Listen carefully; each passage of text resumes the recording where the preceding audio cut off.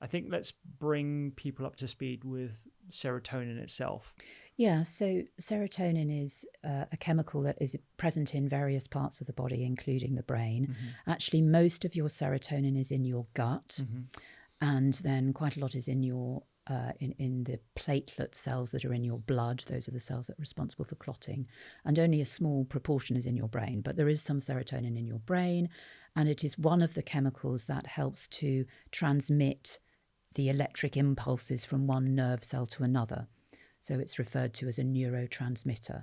And there are lots of other neurotransmitter chemicals that we know of now. So that's what we know about serotonin. What we don't understand very well is what serotonin-related neurotransmission in the brain actually relates to or controls. There is serotonin all over the brain. It's produced in one part of the brain, but then distributed to different parts.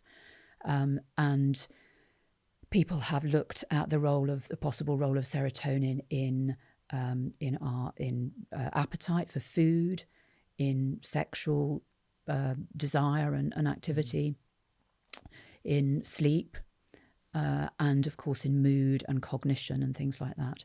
And the only area, having looked at all these areas of research in quite a lot of detail recently, the only area I would say where we're really reasonably confident that serotonin has some specific effect is in the area of sexual activity. Okay. Drugs that act on the serotonin system affect sexual functioning. And it seems to be that if you increase serotonin activity, you depress sexual functioning, you reduce people's libido and, cause all sorts of sexual problems. That sounds almost counterintuitive to what we've been told about serotonin generally, that the fact that you're increasing it subdues your sexual function. So serotonin has this reputation now, doesn't it, as being the happy chemical. Yeah. And I think because it sounds like, it's not the word is not derived from serenity, but it sounds a bit like serenity. Yeah. So I think people associate it with that. So, being calm and happy, being in a good place. The evidence that it has anything to do with happiness is the evidence for its role in mood and depression. Okay. And I did this big project to show that actually the evidence that serotonin has anything to do with depression is very weak.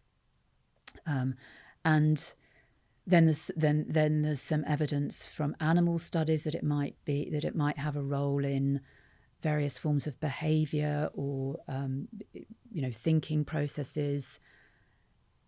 But that evidence is very inconsistent. Mm-hmm. One study finds one thing and another study basically finds a contradictory finding. And it's difficult to really come up with any interpretation of all that evidence. And I guess for the listener, that's a really key point here, because if you've got different laboratories doing similar investigations on serotonin and they find opposing results, then that's a sign that, there's something that we really do not understand going on here, and there is nothing to hang your hat on. Yeah, absolutely. So you don't have the confidence that you can replicate these studies in different laboratories. Yeah. What it means is, we don't really have evidence that serotonin has any particular, or has a particular role, I should say, in behavior or cognition. It's not to say it doesn't have some role, but we haven't pinpointed that at the moment. Okay. And how do we measure serotonin levels at the moment? Gosh, that's a good question.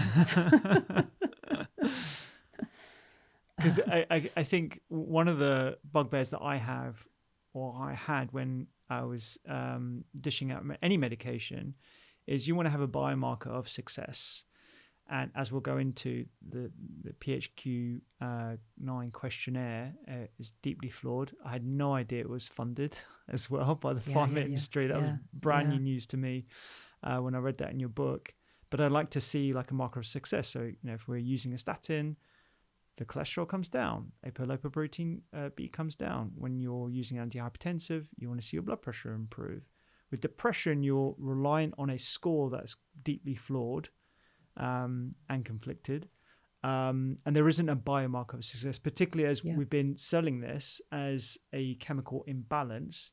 We should have some biomarker. But this is really important to state. We can't measure serotonin in the brain directly. In living human beings. We can measure it at post-mortem, and people have measured it at post-mortem.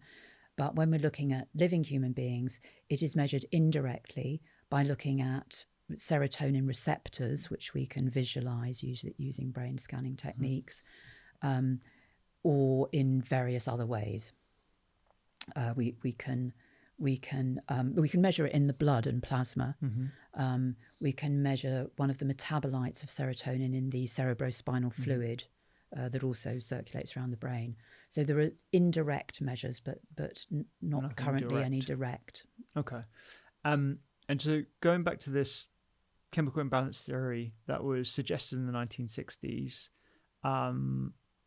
why was it so pervasive up until, the 1990s and beyond, and even to today? What was it about the chemical imbalance theory that stuck, and what studies did people hang their hat on when they were talking about this, such that it became, the foundation for the medications?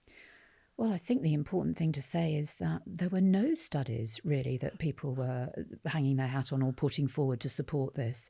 This was a marketing enterprise, a marketing activity. So, the pharmaceutical industry just deluged the airways and the media as far as they could manage to get into it with this idea in the 1990s that depression was caused by a chemical imbalance, particularly a lack of serotonin in the brain, and that their new drugs, the SSRIs, would help correct that imbalance. And they just said that again and again and again to doctors, and when they had the opportunity, they said it to the general public. In this country, the pharmaceutical industry are not allowed to advertise directly to the general public, except that, of course, now with the internet, they have sites and they support other organisations that do. So really, we more or less effectively do have direct-to-consumer advertising, I would say now. But we still don't have television advertisements or, big sort of billboards. In the US, direct-to-consumer advertising was legalised in 1997, and from that time onwards, people have been seeing advertisements about antidepressants which have been telling them that depression is caused by a chemical imbalance and showing them. There's a famous advertisement for sertraline, an SSRI called sertraline, which consists of this blob that looks very unhappy to begin with, and there's a sort of grey sky above it. And then we're given a little picture of nerve cells with serotonin molecules looking very sparse, not very many of them.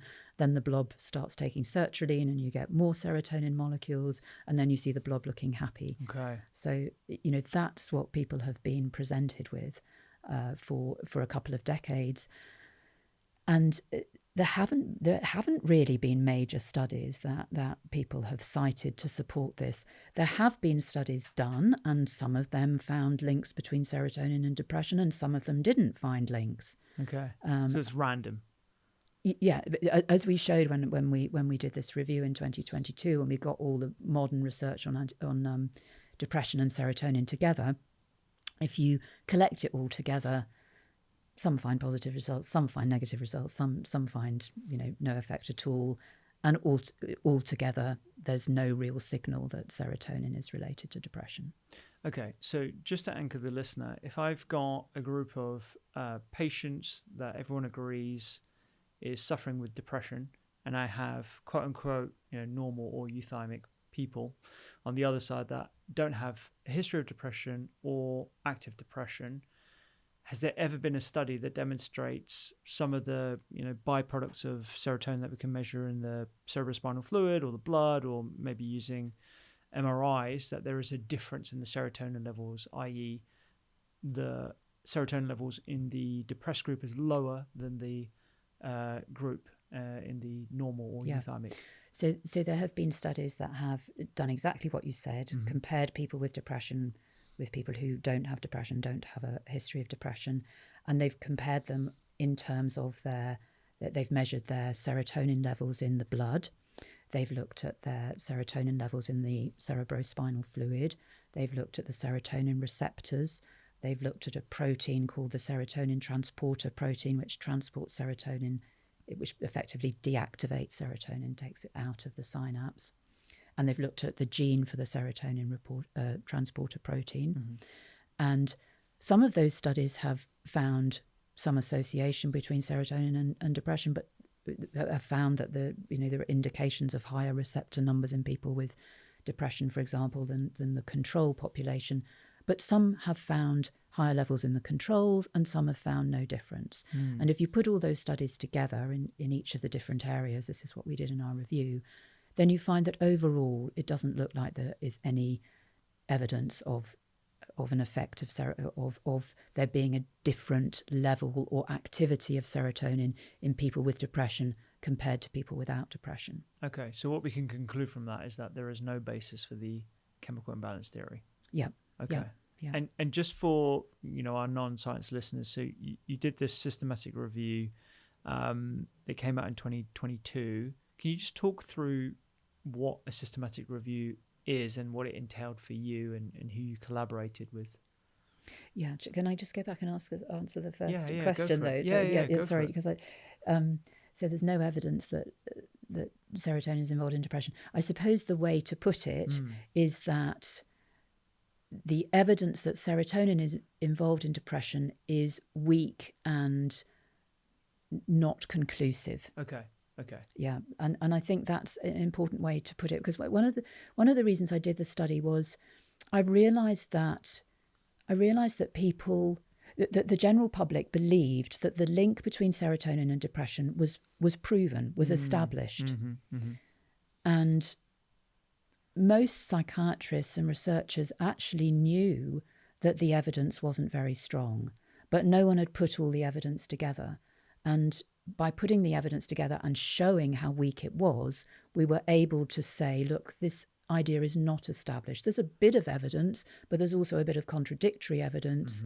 Overall, it's very weak, and we can't say that it's proven. It really just remains as a possibility. Okay, so it's possible for a well-meaning psychiatrist to look at a bunch of studies that showed positive results that actually underpin the serotonin imbalance theory, the chemical imbalance theory. But when you actually put them all together in a systematic way, which you'll talk through in a second, you find it's inconclusive because of the mixture of both pro and con, evidence that's pro and con. Absolutely. Okay. Yes, that's exactly right. And I think that's important because what these surveys showed that were done in the early 1990s that showed that people understood depression as being a reaction to divorce or adverse life events. They show that we have an intuitive understanding of depression as something that is a reaction to things that happen in our lives, an understandable reaction. And therefore, to change our thinking and to persuade ourselves that it's not that, it's a disease of the brain, it's a biological mechanism that is independent of our personalities and our life circumstances. There needs to be some justification for changing your view, for accepting that biological view. And I think that biological view became established because people believed that the link between serotonin and depression was an established fact. And had they been told this is a theory, it's a possibility, I don't think people would necessarily have been so willing to reject their previous sort of intuitive understanding of depression as something that is meaningful. Yeah. So with the systematic review, talk us through that process. How did you do it? Who did you collaborate with? So the main point of a systematic review is that you take a systematic approach to identifying the studies that you're going to look at. So I realised there was going to be a lot of literature out there to look at. So I got a team together of colleagues who had, some of whom had experience of doing systematic reviews in the past, and other people were just available to help out. Yeah. And we identified all the main areas of research that have been done over the last few decades, and divided them up between us. And we came up with search terms and looked through the main medical databases to identify all the different studies that have been done in these areas. Now, we did what's called an umbrella review because there was so much research that we weren't able to look at all the primary studies. So what we did is we looked at the reviews that have already been done. So the reviews that have already been done in each area that have already put the studies in each area together. Mm-hmm. So it's like a sort of meta review. So we systematically identified all the meta reviews in all the different areas that we demonstrated were active areas of research into serotonin and depression. And then we looked at those reviews in detail. We analysed their quality, extracted the data that was showing effects, and then summarised our findings in each area. That's essentially what we did. And so you were looking at some of these studies that we just mentioned here, the studies where they look at cerebrospinal fluid with serotonin breakdown products, the tryptophan depletion studies? Yeah, so they're a slightly different sort of study. Instead of comparing people with depression and people without depression, these are studies that take people who don't have depression to begin with, and then they give them a special drink that reduces the levels of serotonin in the brain, or is thought to, and then people's mood is measured, and so it's a test of whether lowering serotonin can induce a depressive state. Gotcha. And those studies have been conducted mainly in people without a history of depression, but there have been some in people with a history of depression. The hypothesis of these studies was, of course, that lowering the serotonin would make people depressed. Actually, there's no evidence that it does so in people who don't have depression to begin with. Gotcha. Okay. And again, the serotonin transporter studies, the genetic studies, all the ones that we just mentioned here, inconclusive or no evidence. Yeah. The genetic studies were interesting because they show a pattern that I think is a common pattern in research. Early on, there were positive findings, and people got very excited that the gene for the serotonin transporter might predict someone's risk of getting depression later in life. Then the evidence didn't seem to be that supportive of that. So then people thought maybe there's an interaction between that gene and adverse life events. Yeah. So there was a lot of research looking at that. And again, there were studies that suggested that might be the case. Over the last few years, there have been very large, very high quality studies of the serotonin transporter gene. And these are possible because there are these huge data banks of genetic samples. And those have shown unequivocally that there is no effect of the gene and no effect and no interaction between the gene and adverse life events on the risk of depression. But having adverse life events does increase your risk of depression on its own. Okay, so something that we recognized before, but you know, when you put serotonin into the mix, there's nothing there. It doesn't make any difference. Yeah, okay. Yeah. But it's just interesting that those studies show this clear pattern of early studies when there's a lot of sort of enthusiasm, and maybe the studies are a bit small and not being done that well. Yeah. Show positive results, and as as time goes by and the studies get bigger and better, those positive results fade away. I find it wild. Absolutely wild. I mean, I went to medical school in the early 2000s and became a GP. I can hear in my head the conversations that I've had with patients where I've repeated there's a chemical imbalance in your brain. These medications can increase that. There are a lot of potential side effects here. You need to be on them for at least 6 months. You can't just stop them. We've got to see you regularly. You know, when I read the book and I went through the study and I read about the history of it, it left me with a real pit in my stomach for the number of consults where I've used that terminology, unknowing And it's it's embarrassing, I think, for a lot of doctors. It will be. Yeah. I mean, it turns out it was a house of cards.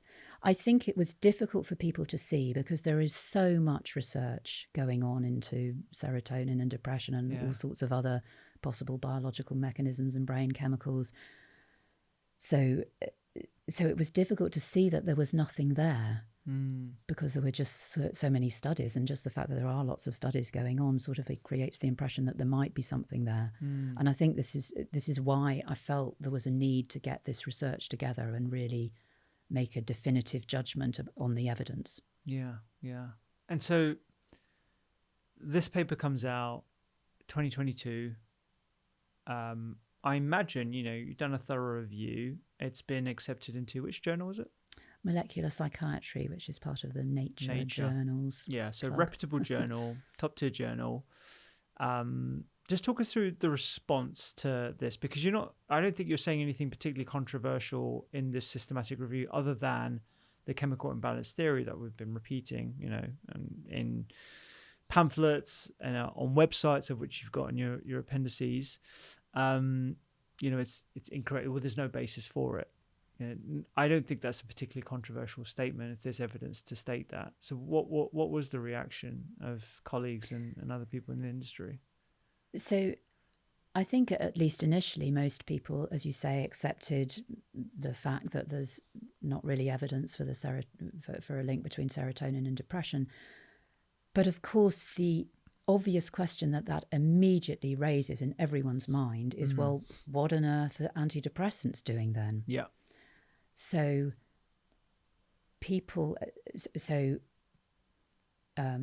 psychiatrists around me were okay with the sort of strict, narrow findings of the paper, but very nervous about any discussion that led on to the implications for antidepressants, and certainly very nervous about any discussion that suggested that antidepressants might not necessarily be such a great thing. So there was there were psychiatrists who basically tried to, I think, to sort of quieten down the discussion, and who came out when the paper was published saying, "Oh, this isn't important. We shouldn't be really discussing this or taking any notice because we've known this for years. We know that there's no, we know that the chemical imbalance idea hasn't been demonstrated, and what's important is that antidepressants work, and people shouldn't, lose their confidence in them." Yeah. So that was one of the main responses to the paper. Okay. And was there criticism of the actual paper and the way it was conducted that was valid or useful? Yeah. Or so later on, so the initial reaction from psychiatrists was, or from sort of mainstream leading psychiatrists was, "Oh, we knew this all along. Sure. It's not important."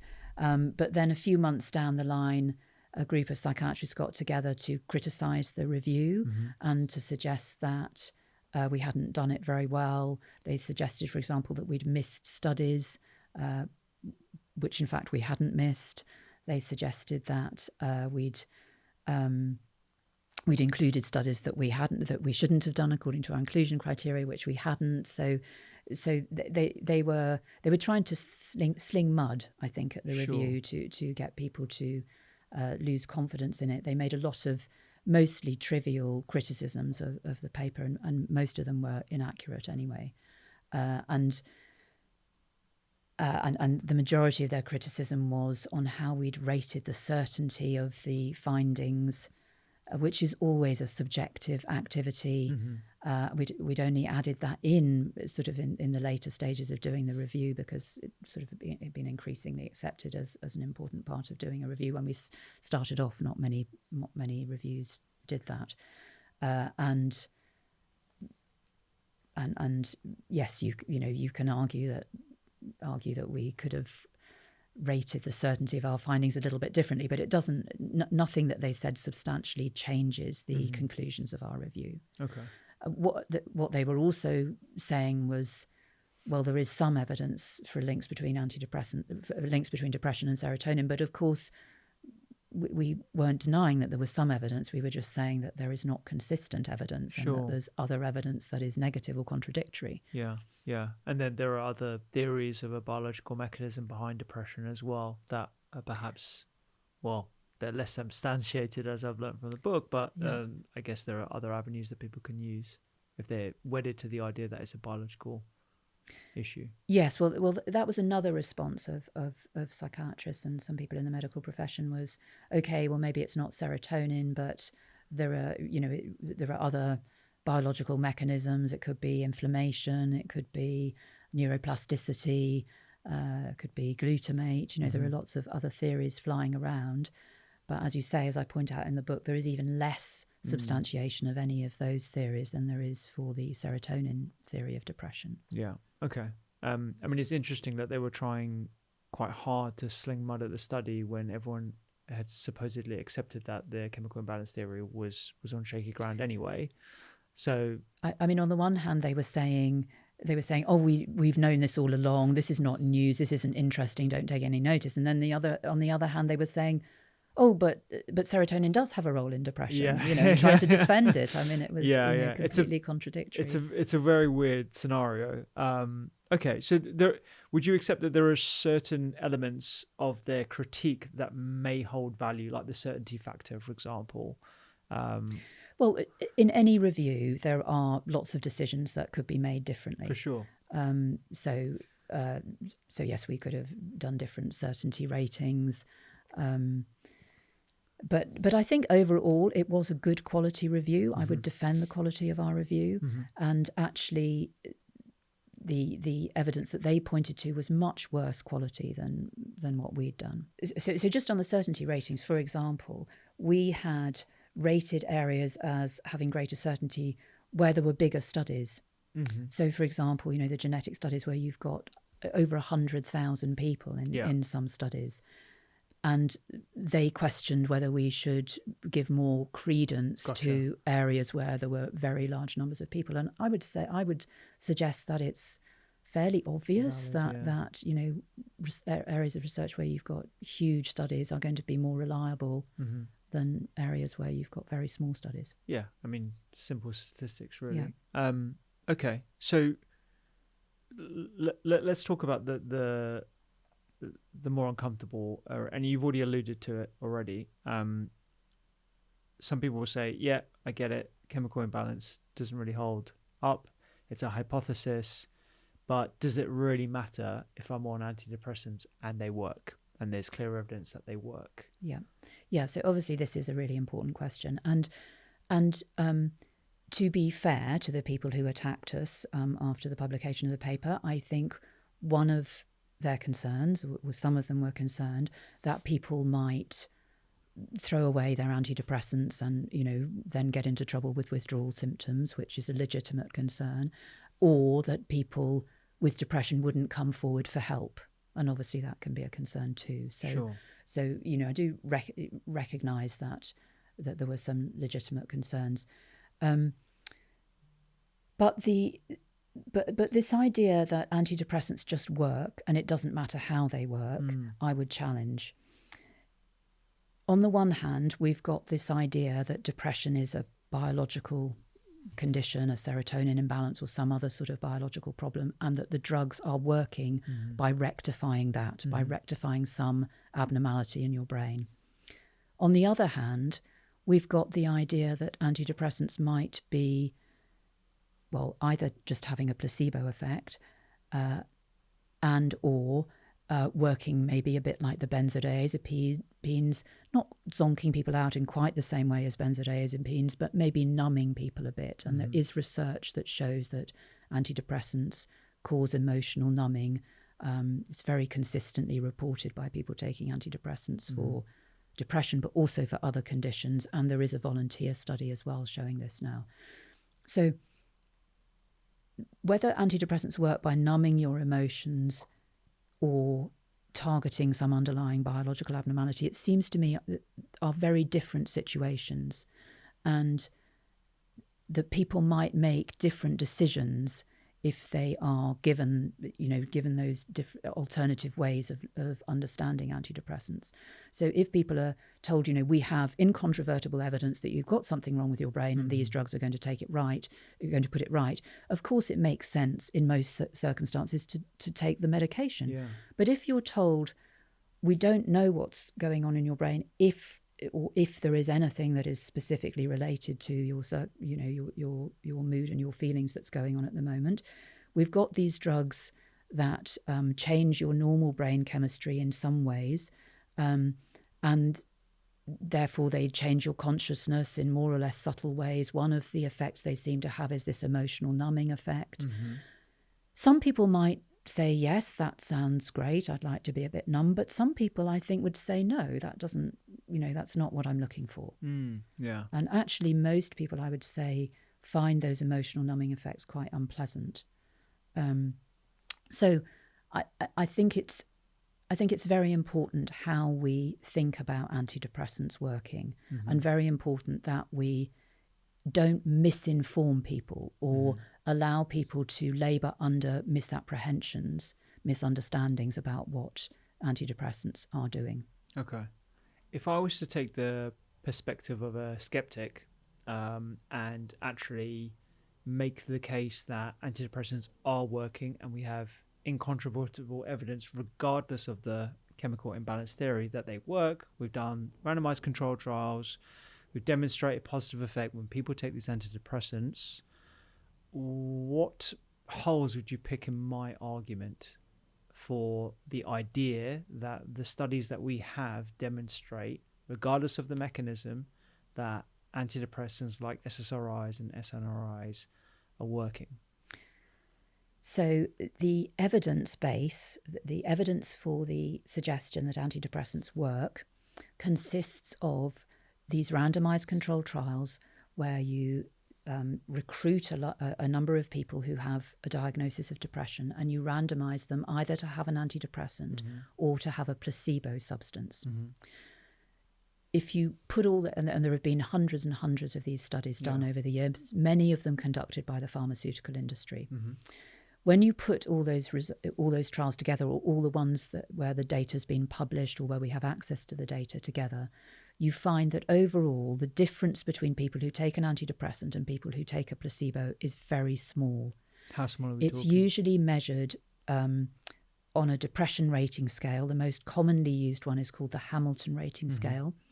That has a maximum score of 52 points, and the difference between an antidepressant and a placebo is 2 points. So it's very small compared to the maximum score.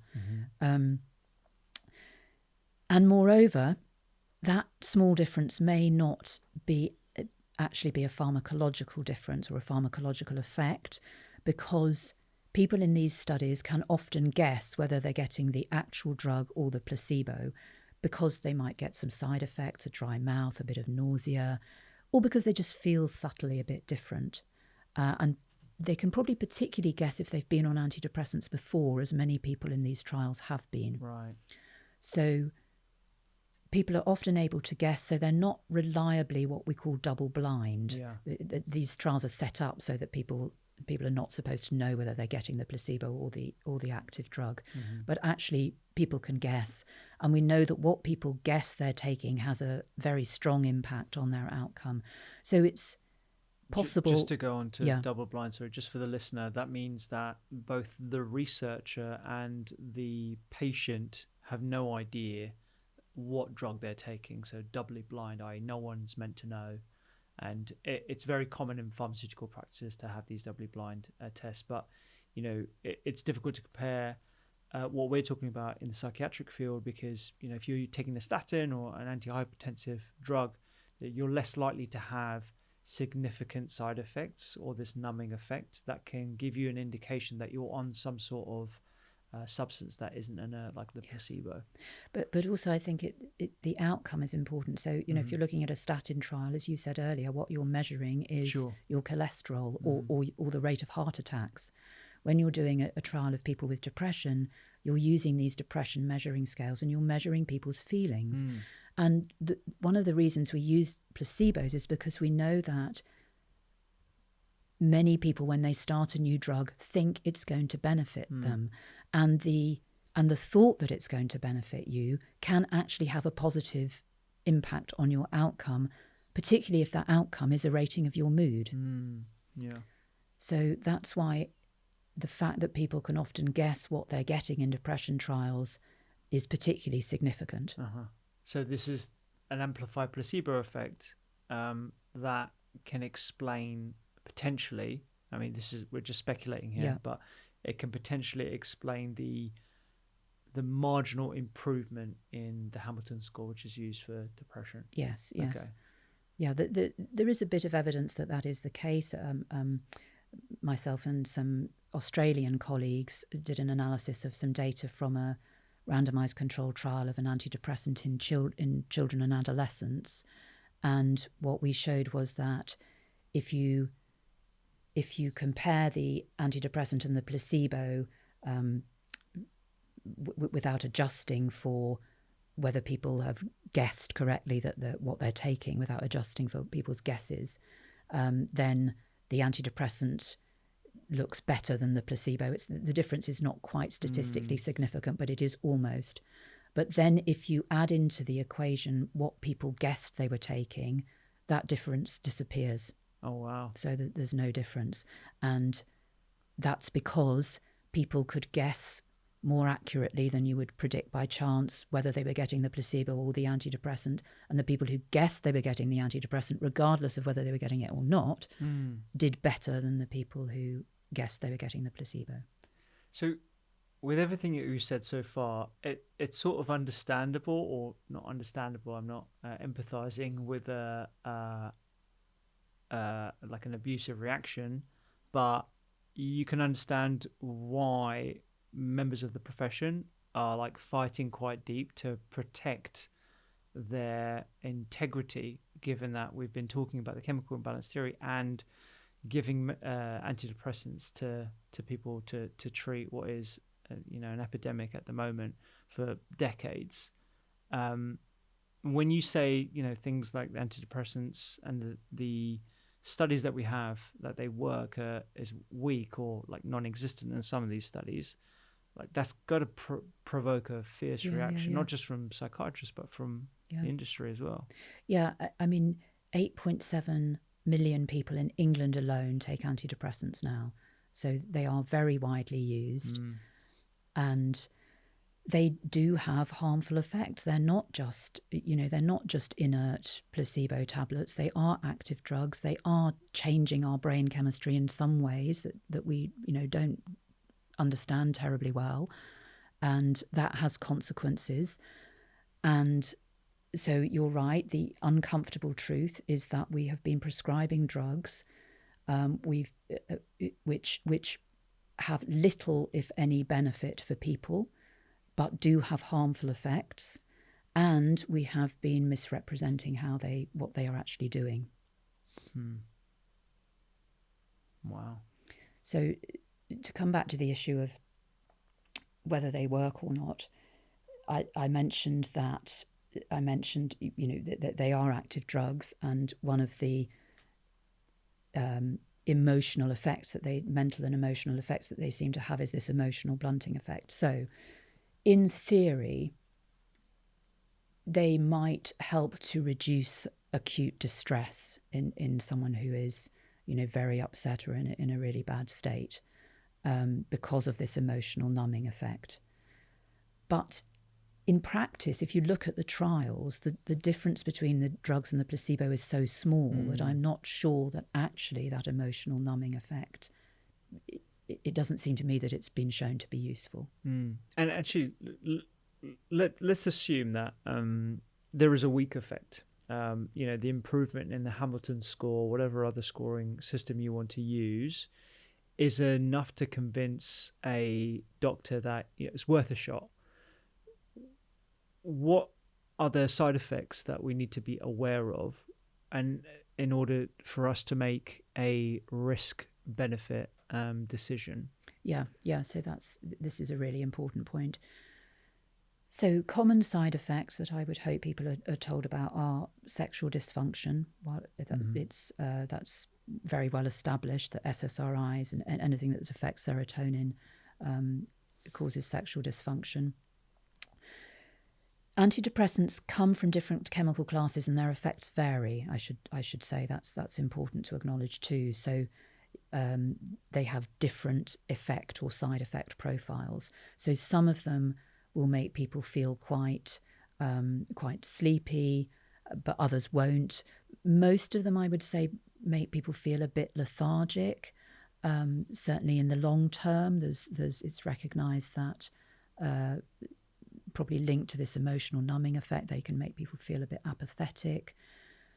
They cause bleeding problems because serotonin is the serotonin in the platelets. It's involved in the clotting procedure, and so if you're giving drugs that increase it, it can increase bleeding time, so people can have bleeding problems. And there are effects to be aware of if you're taking them if you're pregnant. Two common and significant effects that I think everyone needs to be aware of and maybe hasn't been aware of enough up until now are the dependence problems. So particularly if people end up taking them long term, many people will then experience difficulty coming off them, will have withdrawal problems, and some people will find it really difficult to get off them. Different antidepressants seem to have different propensities for causing dependence and withdrawal problems. Some are worse than others. In other words, the SNRIs like venlafaxine and duloxetine and paroxetine are particularly bad for inducing dependence problems. So I think the dependence and withdrawal issues are important to highlight. And then I mentioned that sexual dysfunction is a very common side effect.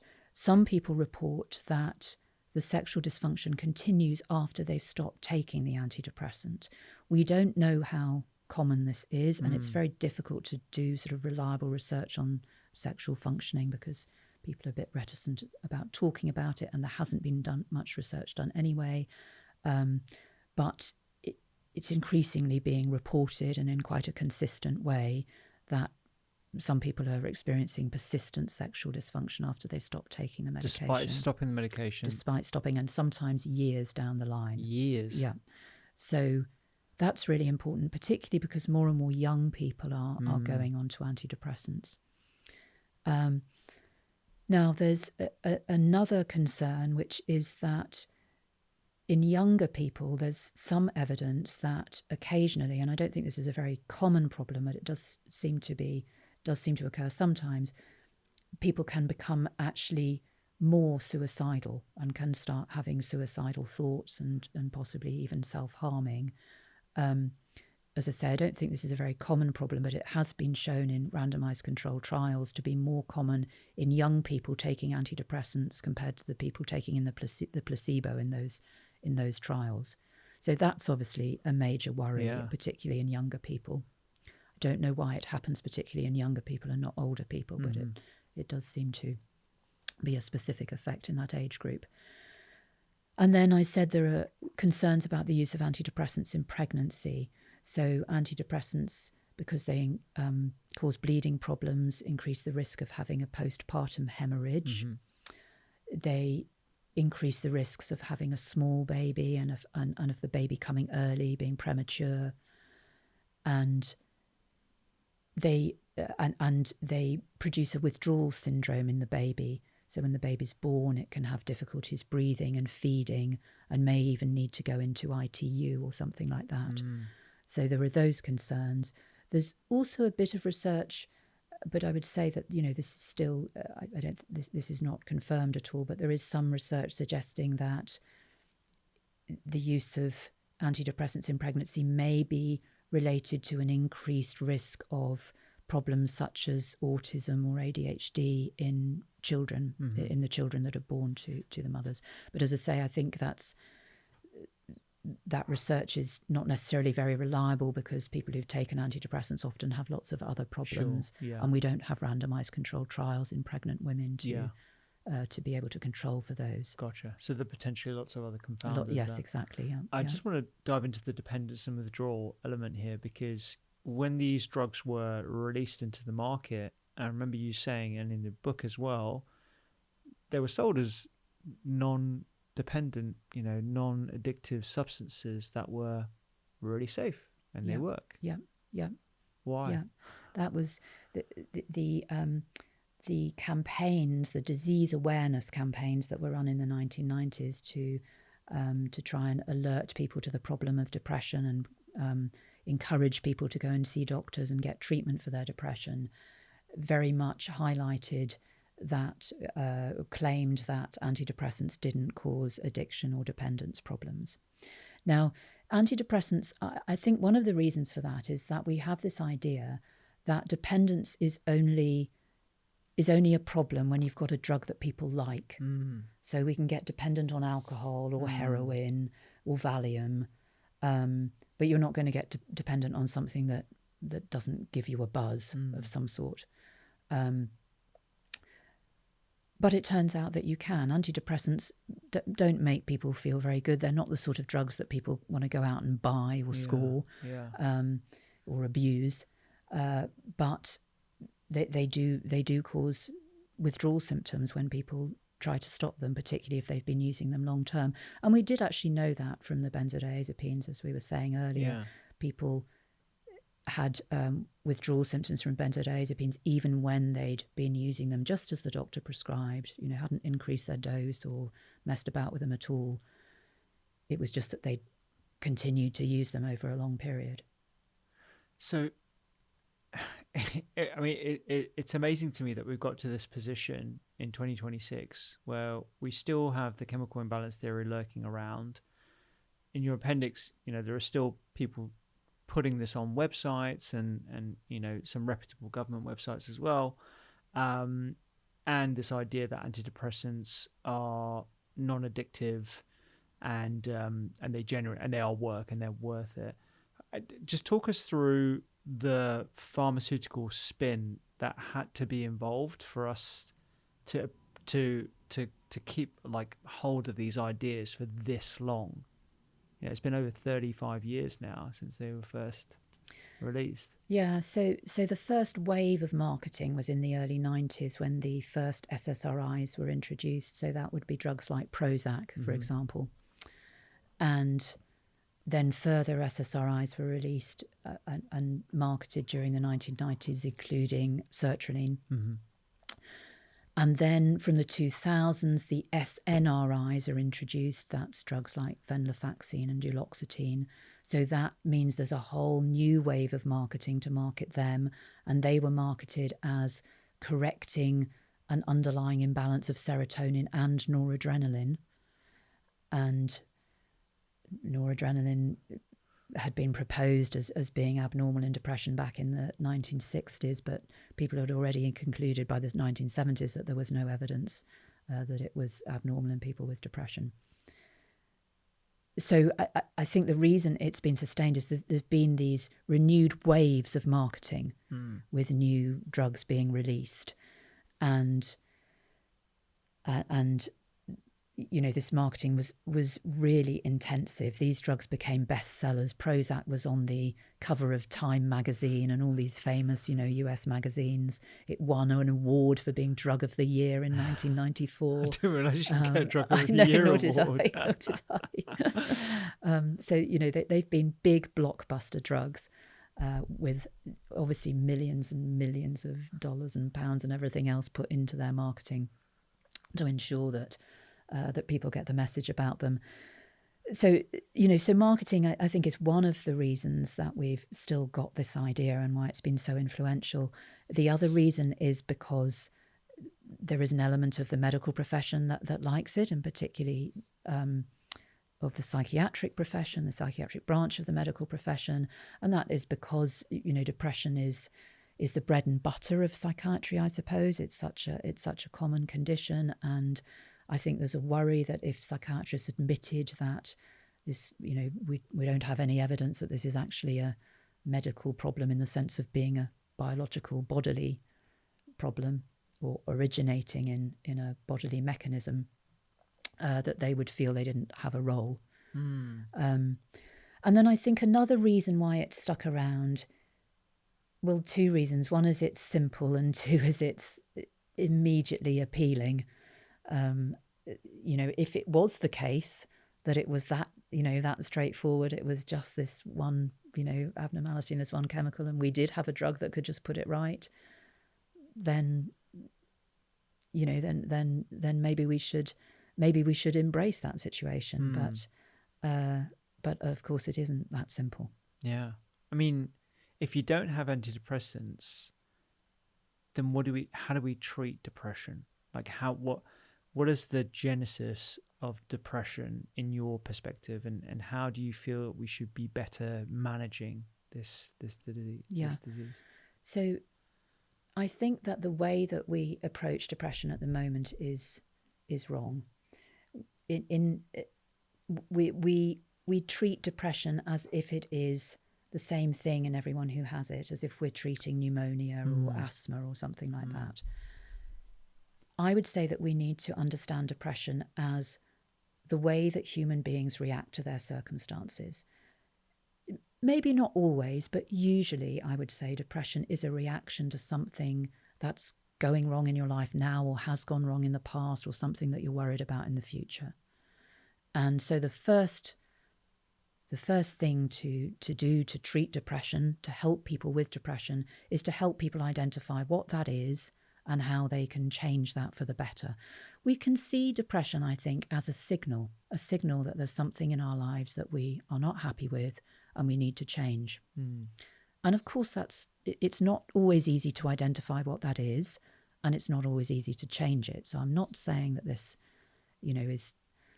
is straightforward for everyone, and I absolutely recognise that people will need help with this process in many circumstances. But I think it takes a different approach. I think if we understand depression like that, it makes us think differently. It makes us think, how can we help this individual to address their particular problems, rather than how can we treat their brain mechanism. And in that light, so if you've got someone who's listening to this and they try and analyze their life circumstances, and they should on paper be happy. I've got healthy kids, for example. I'm in a good job. I'm in a stable marriage, but I just feel low, and I can't help it. And the doctor gave me these antidepressants, and I feel normal again. I feel like my normal self. I know that these antidepressants are working for me, and that's enough. Like, how would you unpack that for an individual? As I'm sure you've heard this story many times. Yeah. Well, first of all, I'm not in the business of trying to tell people not to take antidepressants. Sure. I'm absolutely not. I just want to make sure that people are making informed decisions. And if people are already taking antidepressants, it's really important to think very carefully about whether you want to continue or not, and certainly not to make the decision to come off them lightly, because if you've been on them for a long time, it may be the withdrawal process may be difficult, and may take a long time. Not necessarily always, but that's not uncommon. So I mean, I would say that, I work clinically, I see people with depression. I would say the vast majority of people who come in through my door have fairly obvious reasons why they're depressed. But of course, there are always people who feel that there isn't an obvious reason. Sometimes people benefit from therapy in that situation to explore what the reasons might be. But we are all different, and some people are going to be more prone to depression than other people. Some of that probably is a biological thing to do with your genes, and by how your biology has been affected by things that have happened in your past. But it's not the sort of biological thing that we're going to be able to fix or tweak, I would suggest. So I think in that situation, something like CBT might be helpful to help people to learn to manage their mood as best they can. And then there are things that people can do that generally lift people's moods, like exercise. Exercise has been shown in a lot of studies to be really good for mood, for people with depression and anxiety, and and also been shown to be as good as if not better than antidepressants. Yeah. So exercise is definitely something that I would recommend to people. And then I think there was a book that was published recently that I was reading about, can't remember where now, called Mattering. Mm-hmm. I think if we take a sort of more philosophical approach to depression, to understanding what makes us tick, what makes us want to go on in life, one of the important things is having purpose and feeling that we matter and feeling that what we do makes some difference and is of some value in the world. And I think that, I think finding purpose is something that's really helpful for people. Yeah, absolutely. And, if there's someone listening to this and they have some of those side effects, and the 70 million plus people the 70 million prescriptions, I believe, in the UK every year, what would the process of deprescribing actually look like? If we were all to collectively decide that, okay, antidepressants may not be the best first step, and actually we should be looking to get some people off them if they're not feeling well. How do we actually go about that process of deprescribing? Yeah.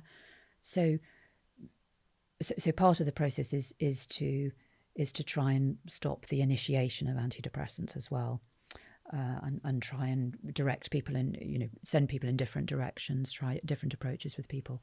For people who are already on antidepressants and would like to try coming off them, particularly people who've been on them for a long time, I would suggest to make a cautious reduction to start with, maybe reduce your dose by about 10%, and leave that for a couple of weeks. If that's okay, if you're okay with that reduction, you could continue at about the same rate, so making 10% continuing to make 10% reductions, and until you and if you reduce in a percentage way, if you reduce the same percentage of your dose, you'll be reducing by smaller amounts as you go down, and it's generally been found to be the case that the lower doses have the largest effect. So when you get down to lower doses, then you may need to take the process more slowly. Okay. It's very individual, I would say. It does depend on the type of antidepressant and the amount of time people have been on it. So I think just going slowly and being careful, and preferably, having the support of your GP and any other clinicians that you're involved with. Yeah. Another issue that some people have to deal with is, if you've been on this medication for a long time and it's been numbing your emotions, you will get those emotions back. Sometimes if people stop their antidepressants suddenly, they get a big sort of surge of emotions, almost like a sort of rebound effect, and that can be quite difficult to deal with, to manage.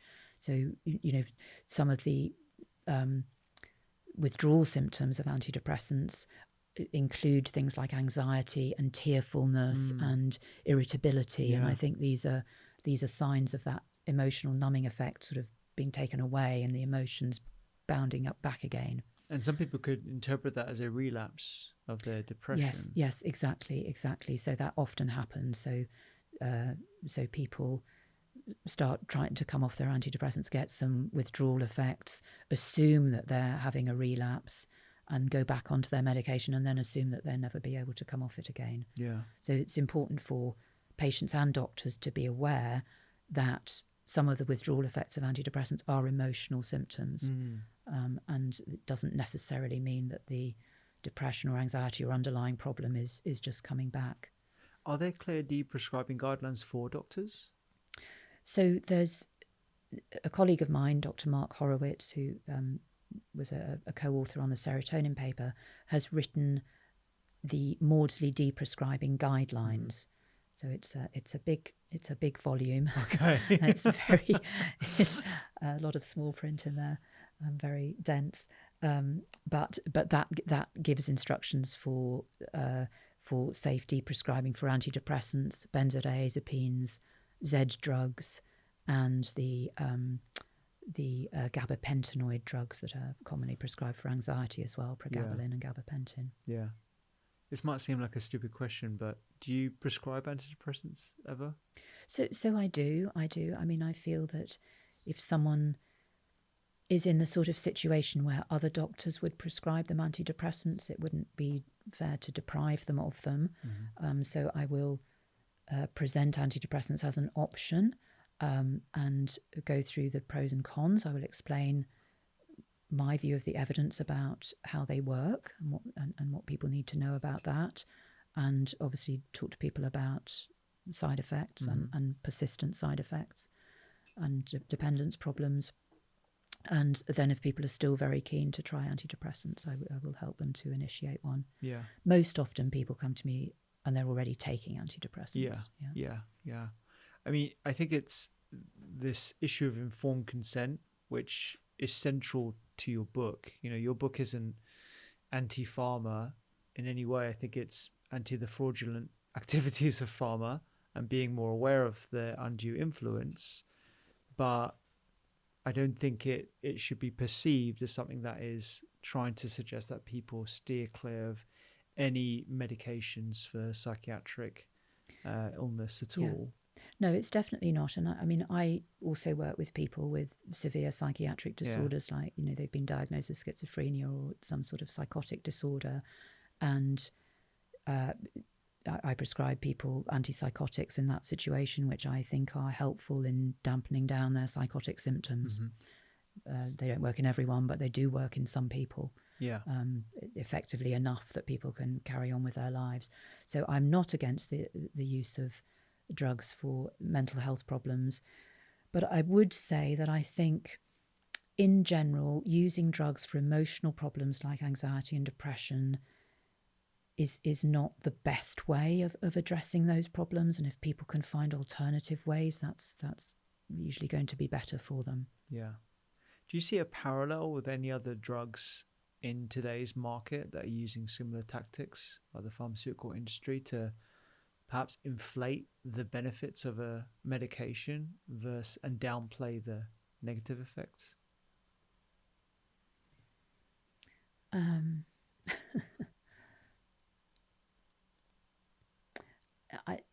It's quite a wide question. I mean, I'm not an expert, so I hesitate to pontificate here. But I mean, statins are very widely used, aren't they? And you know, I don't know enough about the evidence base to be able to make confident pronouncements. But I would wonder whether they're really benefiting everyone who's taking them. And then, of course, we've got the obesity drugs at the moment, which, you know, there's lots of debate, isn't there, for and against, but that's obviously there's huge demand for them, and I'm not sure whether we know everything about the long-term, the consequences of people using them long-term, whether we know enough about that. And HRT, of course, HRT, you know, has a long, complicated history. But it seems to me it's really come back into vogue at the moment. I don't know whether that's through the pharmaceutical industry or just medical professionals promoting it. And again, I think that that there is a sort of tendency to suggest that this is a free lunch, that, you know, that there's no reason not to take it, and that, you know, more or less everyone would be better off if they were taking HRT. And as I say, I'm not an expert, but I think that's rarely the case. I agree. I think there's two things I want people to take away from this conversation. I mean, lots of takeaways. One is to look through the lens of informed consent when taking any medication. And I think you've summed that up beautifully at the end of the book, where it's up to the individual to make the decisions to whether antidepressants are going to be useful for them. But I think the blanket rule of this is how they work and they're very effective, I think that needs to be quashed. And I think we need to really appreciate the potential downsides and the vast number of side effects there are with any medication, but particularly these. And I think the other takeaway is whenever there is a drug that's being painted on the front of Time magazine or being positioned as like a blockbuster that is going to revolutionize whatever it might be, and I think GLP-1s and the other generations of anti-obesity drugs are having that moment at the moment. You want to look at it with a raised eyebrow. Yeah, because absolutely. There's definitely an underpinning of pharmaceutical play here, and everything that I've learned about in your book and some others around the nefarious actions of pharmaceutical companies just makes me wonder. And it's the same within the supplement industry as well. Whenever there is a supplement that is getting a lot of attention for some reason, you really want to be cautious about it and actually take that informed approach. Yeah, absolutely. I think, I mean, the sad thing is that people have not been able to, make fully informed decisions about whether to take antidepressants, because they've been given misinformation which has originated from these marketing campaigns. Yeah. Joanna, I absolutely loved your book. It is wild to me. It should be, a multi-bestseller. I really hope we can amplify your work, and I look forward to what you're working on next. Can you give us any indication of what you're working on at the moment? You said you're doing a paper, but maybe you want to keep that under wraps for now. well, just had a paper published, which relates to this. So I'll mention that. We did a survey of people attending the NHS therapy services who were also taking antidepressants, and we asked them whether they thought their depression or anxiety was related to a problem in their brain, a chemical imbalance, or whether they thought it was due to life events. And people who thought that they had some chemical imbalance or some other brain problem were more likely to take antidepressants for longer, less likely to have tried to stop their antidepressants, and more likely to feel that they couldn't cope without their antidepressants. Gotcha. So that was interesting.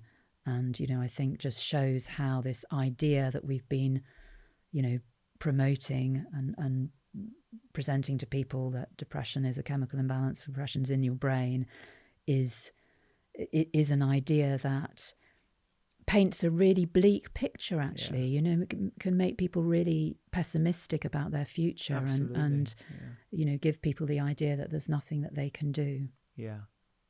I appreciate your work, Joanna. This has been awesome. And I hope to have you back on at some point in the future. Lovely. It's been lovely to talk to you. Thank you. Thank you.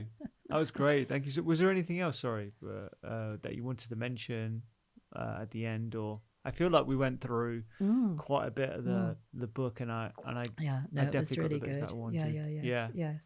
Great. No, you didn't take a sip of your tea the whole time, so I kept you talking. No, it's fine. It just seemed to flow very nicely, so I thought, let's carry on. Oh, great. If you loved that episode, you will love the full library of podcasts from the Doctor's Kitchen Library. We talk about everything from inflammation, supplements, and food as medicine. Just like this episode right here. You can click it right now and check it out.